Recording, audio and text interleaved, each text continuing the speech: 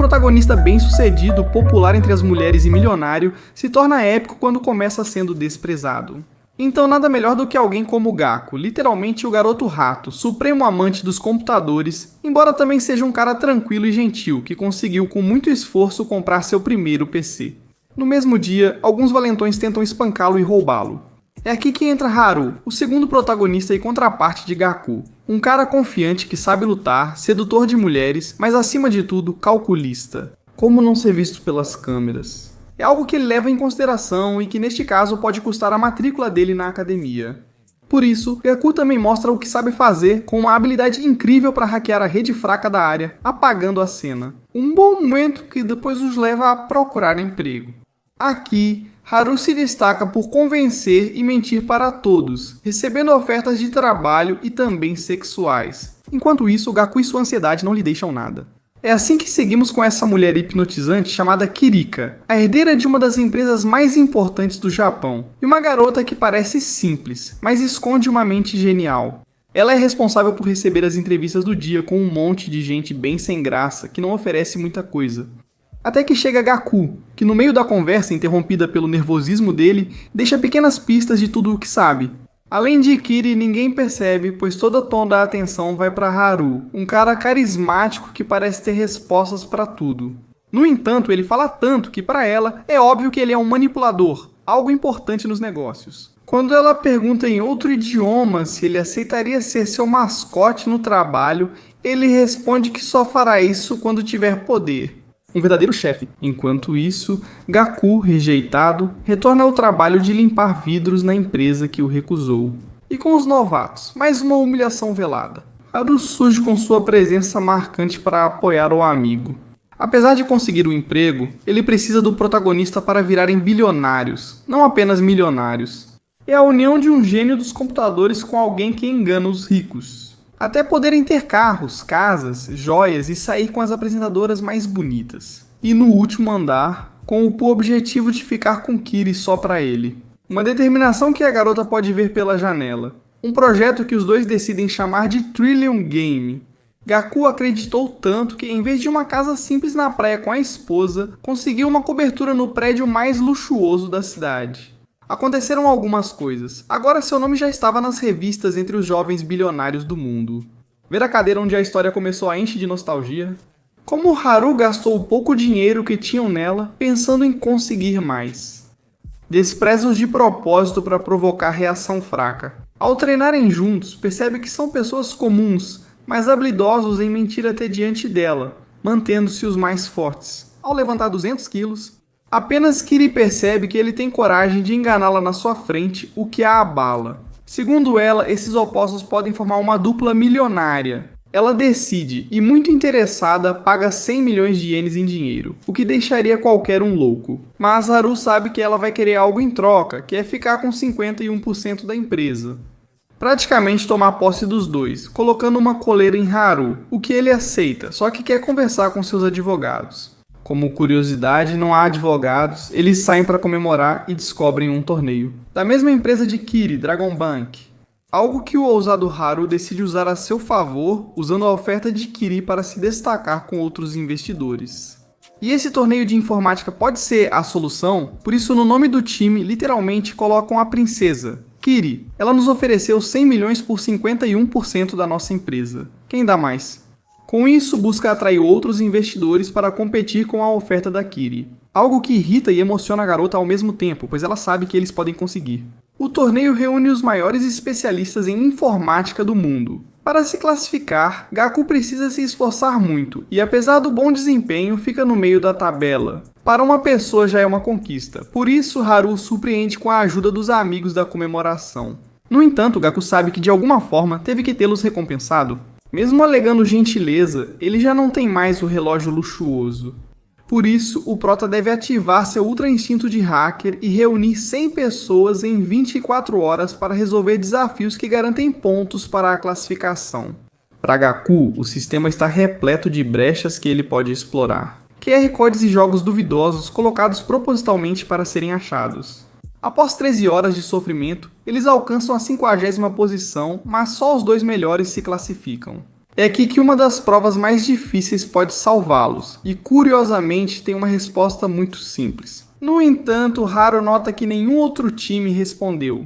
E basicamente há algo escondido na própria pergunta que Gaku consegue descobrir. Mas nada é certo e só resta a eles serem otimistas se quiserem se tornar milionários. Eles conseguem chegar à final por pouco e logo recebem os parabéns de Kiri. Ela está chateada por usarem seu nome, por isso vai usar seu time de prodígios, para que ela possa esmagar os protagonistas e assim colocá-los para trabalhar em meio período com um salário muito ruim. Algo que os dois acabam aceitando, em troca de que, se vencerem, ela terá que ser amante e escrava de um deles por uma noite, algo que sua assistente não acredita que ela vá aceitar. Por enquanto, a dupla busca um bom traje para chegar à competição final com os melhores programadores do mundo. Haru surpreendeu ao aparecer com um traje de monge muito ridículo. Melhor rezar, pois é improvável que eles ganhem, mas seguimos para o futuro. Quando os repórteres perguntam a Gaku qual foi o momento chave do seu sucesso, e justamente ele se lembra desse campeonato, onde um cara misterioso chamado Kazuki já estava observando eles, chamando-os de malucos. A prova final é um servidor por equipe e eles devem atacar os servidores dos outros. Enquanto se protegem das soações, sabem que não vão conseguir só os dois. E é aí que Haru pede para ele conectar a internet depois de 1 minuto do início da competição. Ele não entende, pois quando a prova começa, Haru grita como um monge, rezando para ganhar, mas não distrai ninguém. Porém, nenhuma equipe consegue se conectar ao servidor, exceto o Prota, que após 1 minuto ataca todos igualmente aproveitando a vantagem, já que o pó de alumínio emitido pela vara de Haru interfere na rede de internet. Um jogo sujo que pessoas como Kazuki começam, mas não é suficiente, porque as equipes se recuperam em uma guerra de ataques cibernéticos. Enquanto o protagonista mantém os pontos até que todas as equipes fazem um ataque massivo contra ele, derrubando pontos sem parar. Já que o Dragon Bank está divulgando os dados dos protagonistas para os outros, assim eles se tornam um saco de pancadas, e ao chegar a 0, o Dragon Bank sente que triunfou. Mas a princesa fica tão decepcionada que se levanta e sai do lugar, já que toda a sua fé foi destruída. No entanto, Suprota, é o momento de Haru colocar o plano em ação, dizendo apenas 2 coisinhas para Gaku, enquanto vai com Kiri perguntar com qual dos dois ela vai dormir. Já que os gritos na sala são sentidos como: de repente, o servidor de Gaku sobe aos céus, ataca brutalmente os rivais e fica com os pontos que eles acumulavam. Isso sem parar e faltando pouco tempo para terminar. A única explicação é que Gaku tem as senhas deles, o que é obra de Haru, já que o modem do Prota é o único que sempre falta. Funcionou e todos estavam conectados a ele, acessando assim suas informações. Uma técnica totalmente ilegal, mas muito elegante, na qual Gaku ataca sem precisar se defender, um milagre que Kazuki não consegue acreditar. E uma vitória que literalmente devolveu o sorriso e uma animação incrível ao Kiri. Enquanto todos os investidores estão de olho nos campeões. Ou era isso que queríamos, já que o secretário do Kiri, com ciúmes de vê-la tão animada, ele revela aos juízes a armadilha que a dupla fez com o pó da testa, e eles acabam anulando a vitória deles. Ainda assim, o que eles são capazes de fazer, todo mundo já sabe. Por isso, Kiri fica louca, disposta a dar a eles todo o dinheiro que quiserem para mantê-los por perto. Mas Kazuki aparece primeiro, levando os diabinhos para um dos clubes mais luxuosos, cercados pelo álcool mais fino. E as mulheres que, embora um pouco fáceis, têm o status das modelos mais lindas que o Virgem de Gaku já viu. No entanto, Haru diz que também é virgem para acompanhar seu amigo virgem. Mas do pêssego, depois de tantas mulheres, por ser tão caprichoso, ele só se interessa por mulheres igualmente caprichosas, mesmo que isso possa acabar mal. Agora é hora dos negócios e Kazuki oferece 30 milhões de ienes por 20% da empresa proposta semelhante à de Kiri. Um acordo que acaba fechando com 10% se conseguirem conquistar uma das garotas do local. E bem, Haru mal terminou de beber quando já tinha uma no seu quarto Very Important Persons. Por algum motivo ele não aproveita o momento pensando em Kiri. Mesmo desesperada para que aceitem seu dinheiro, Haru a ignora.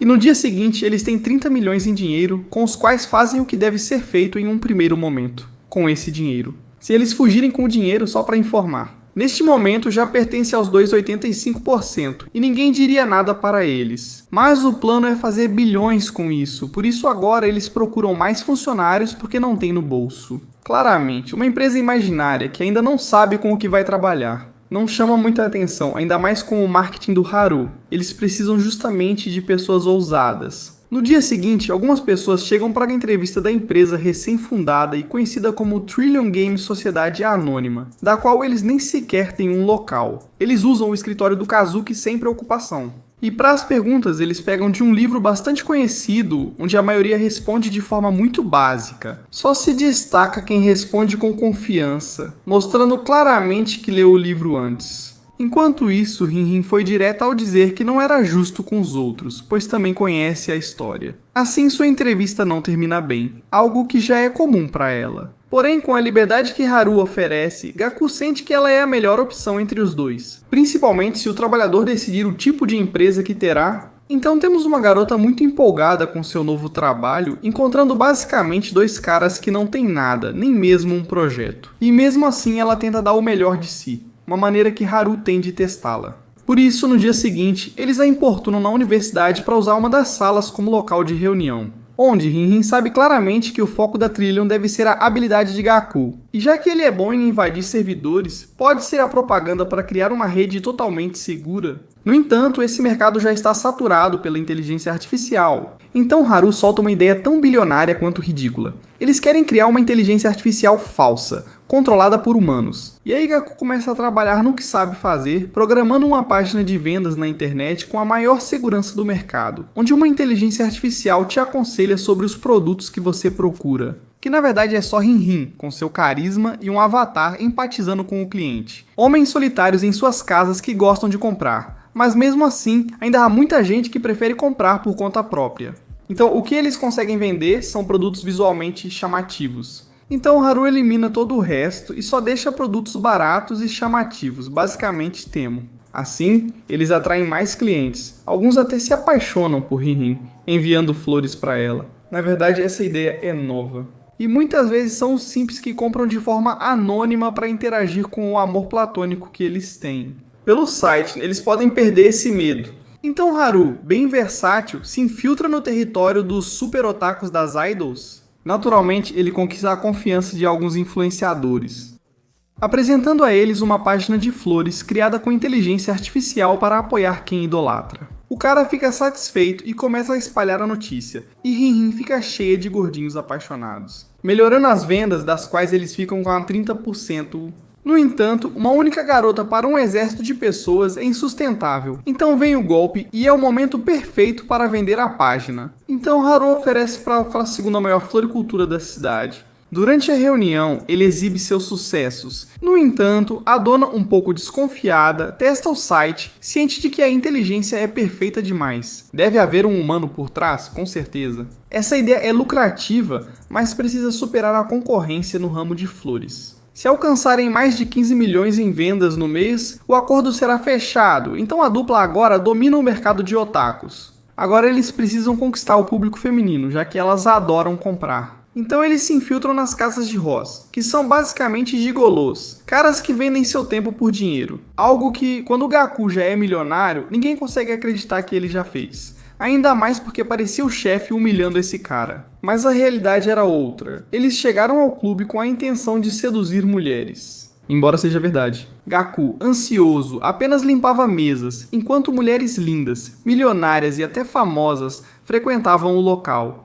E embora tivessem alguns inconvenientes, como o fato de Gaku ser bastante humilhável. Por causa desse loiro, essas mulheres eram um mercado que precisavam e por isso Haru começa a se destacar. Ele usa sua empatia para conquistar mulheres e se tornar popular, deixando o loiro com inveja por perder o posto de funcionário estrela. Mas essa era a tua estratégia, agora as mulheres queriam levar flores para o seu host favorito. E não havia melhor recomendação do que a página que Gaku estava adaptando, para que as garotas se sentissem confortáveis, com uma interface feminina e com recomendações chamativas. O que faz com que entre amigas espalhem a notícia caso queiram comemorar aniversários, namoros, festas. A página se torna a sensação para as decorações. No entanto, o loiro, com inveja de que Gaku faça tanta propaganda para o negócio, só sabe bater nele. E é aqui que o protagonista já não liga mais. Mas o que o preocupa é que ele mexa com Haru, porque quando isso acontece, ele desfigura o rosto do loiro de tal forma que ele acaba sendo subjugado pelo protagonista. Daqui sai a grande foto, tudo está indo bem. Enquanto os diretores da floricultura estão tão certos de que vão fracassar que apostam seus cabelos. Enquanto Gaku começa a entender algumas coisas, percebe que ao caminhar inseguro, as pessoas o desprezam, assim como sempre fizeram. Mas quando ele se prepara para ir trabalhar com seu terno caríssimo, começa a emitir uma aura que nunca tinha sentido de verdade. O dinheiro vai te dando status, enquanto a página se enche de mulheres consumistas, para quem é preciso oferecer os descontos hipnotizantes. Com informática e 3D, as mulheres visualizam seus arranjos em qualquer lugar, abandonando antigas floriculturas. E no final comprando o mais caro na loja dos protagonistas, para que tudo fique perfeito. E depois publicam nas suas redes sociais, o que se transforma em uma avalanche de pedidos. Com isso, facilmente as duas crianças e Rin-Rin conseguem os 20 milhões de ienes em vendas, além de algumas perucas de velho. A dona realmente está surpresa com o que acontece nessa loucura milionária. No entanto, é aqui que termina o 9º episódio dessa série em exibição, que está simplesmente deliciosa de assistir. Uma história diferente, mas com toques muito épicos, com protagonistas carismáticos e que só posso dizer que vale muito a pena. Se chegarmos a 4.000 curtidas, libero o próximo episódio na hora. Então, espero continuar trazendo essa diversão de anime. No mais, a gente se vê no próximo resumo. E como disse meu dono, não se esqueça de se inscrever no meu canal e ativar o sininho para receber notificações dos meus próximos vídeos. Até a próxima, tchau, tchau, tchau.